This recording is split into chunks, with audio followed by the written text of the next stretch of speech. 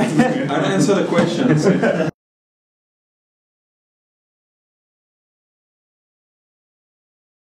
Are you going to add a hitbox to the firing arm of the player models? Now, what I think this means is, as the model is firing, it actually looks like the arm goes out. Yeah. But the projectile from like an enemy player goes straight through. Yeah, it does not change the hitbox. No. Yeah. No. Is there any plans to do that? I think that's what they're asking, because it's a little bit deceptive, I think, sometimes. On the netcode, first decision on it, is it client-based or server-based? Yeah. I mean, on Counter-Strike, it's more client-based, and you have lag compensations, and you can do local shots and this sort of things. And on Quake, it's more like server-based. Yeah. Decisions are taken there, but then you don't have like damage. But then it's like a little more fair, maybe, because it's the same environment and world for everybody. Yeah. So we took more this approach, because Quake was really like competitive as a pure skill FPS. Yeah. And instead of going to, I changed the hitbox. Even more that we now have the import of skins, that we would like people to be able to enjoy. Yeah. The fact to have different skins altogether, and animations as well. So there's a standard hitbox. And if you find it unfair that other people have another skin, then you'll be able to force it. I don't think what they're actually. I get what you're saying, but I think what they were. Yeah, I think what they're saying is like, as they're actually firing at the. I mean, it's obviously the same for everybody playing. Yeah. But the model puts its arm out and fires, and its arm is out. But if you fire your projectile like that, it passes straight through. And I think they're asking if that could be somehow, if the hitbox could be adapted to change as you fire. Almost like you cannot do it because it's too quick on a network base because of the ping. And everybody's got the same thing anyway, so it's not like it's not handicapped, is it? Yeah, it's unfair if you do it because the size. It's complicated. I hope the other question was not as complicated because the netcode and pings issues are really like complicated, because when you're on your client, it's a reality, but then you have the ping stuff. So the speed of the harm when you fire is so quick compared to ping that it cannot be like that precise. And the size of an Xbox, not an Hitbox, when it moves, it's comparatively slower. So if you want to make like a damage on a harm, you have to go on the concept of Counter-Strike, like client-based, lag compensation. So if we do that, it will be like one day we introduce this option for the mode makers to say, I want my network to be like more like Counter-Strike than Quake. But at the moment, it would not be an advice to do it, because what will happen? You will see the harm, and maybe because of the ping, it will be there. The laser will stop there instead of there, and not that great. So there is a bit of a problem where if you stand near a fence, you get hit through the fence. And I think they're asking, will that be fixed? Okay, it's cool to see that it's the same question that is asked. It's kind of one of the priorities of the pro gamers online. So I understand. I thought we improved it already 2 times, and one time's for real. One time I thought we improved it, and in fact not.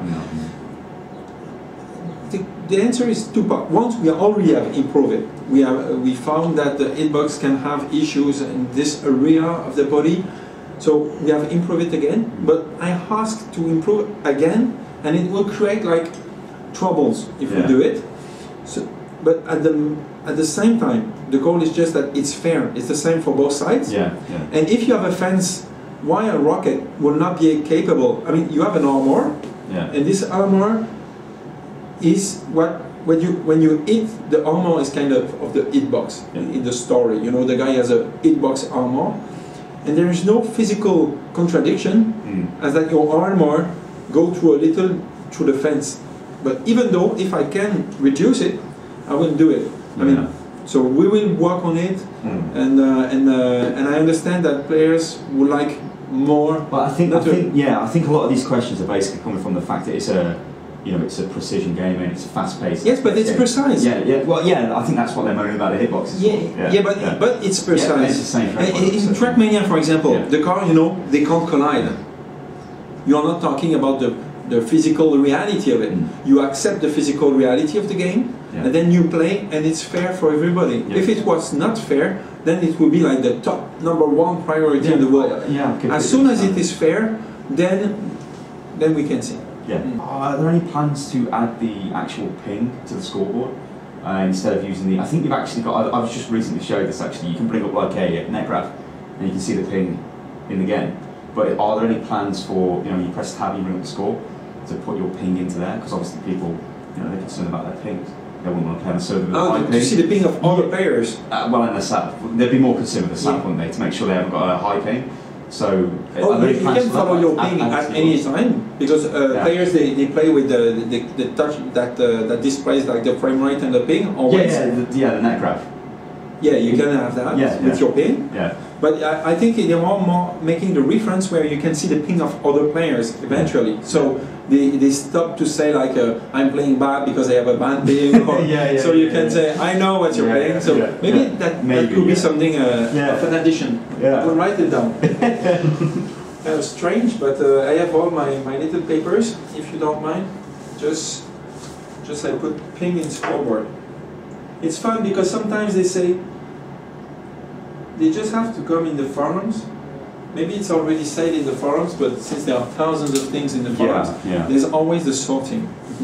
Now, I'm not too sure how accurate this is, but somebody is saying, will the ranking system be changed to a proper ELO system where you gain and lose points respectively? At the moment, the highest rank is determined by the player who plays the most, which is just not right. No, it's not right what he said as well. Well, there you go. Somehow, I understand that if the vision was that the more you play, the better your rank, right? Then it's not right. No. At all. No, that's not skill based. But meanwhile, there are some mathematics to understand under the underlying sessions, the things that we've done. We made a LO system on TrackMan in 2005. And we decided the evolution of it in 2006. And people that arrive today, they don't understand where we're coming from and why it is positive the way we've done it. Just in a mathematical way, if you go for the wall and reach and make the half of a distance every time you move, you can do it an infinite number of times, you will just reach the wall. Our ladder system is a little like that. The number of points you win is always positive, indeed, but a good player that beats people that are much higher than him, with good scores and so on, will get 100 times more points than the other one. So maybe the other, you say, he can play 100 times more, but the more he's above the level that he really have, the less number of points he will win. So it will be slower and slower and slower, and on the top level, what a lot of people ignore is that at the top level, every week, we remove points from people somehow. So the guy that is moving so slowly, by earning 1 point because of his ranking, will have too much time, like 100 times more match to play. So, and you have the same thing in StarCraft, you have bonus points and so on. So it's kind of, our system is our goal is to make it work. If it does not, then of course we will have to. But players can do LO system by themselves and do it. They do it as well. Are there any plans to introduce new weapons or maybe new mechanics like a grappling hook or something like that? We have made the near the 1.0 version of Shootmania. It means a lot for us because now we know what is the basics of the game. And then it's easier to add stuff on it. It's like really. So we are working with the arrows for the launch, something like that. It's in fact the ballistic things that we need. So you have something that indicates where it's going to land. And somebody, if he's on a laser platform behind a wall, then you can use from an arrow platform, like a mortar type thing. It's aerial stuff. So the guy has to move half of the platform. So that's Okay. So it's in combination, it's important. But we are adding more moves, like the power wall jumps. Soon it's on new blocks, and when you wall jump on it, you go really far, and it will make like big moves. like that in the game. We are adding like the trampoline. Yeah. Trampoline is that you jump, and you jump back as high as you jump in, and it makes like really for crazy fun maps and good move situation, because the way it's like it's more physical. In Quake, for example, you have the propellers. I mean, they send you at one point. Yeah, specific points. Yeah. But the more versatile and agile things to make you move is more like the bumper, where you can. It depends on the angle that you approach. Yeah, you can adapt it. Yeah, you adapt it. Yeah. And it's a very whole block that we've made at the very beginning of Shootmania, but now that we are bringing back inside the game. Yeah, I think that pretty much wraps it up. That was great.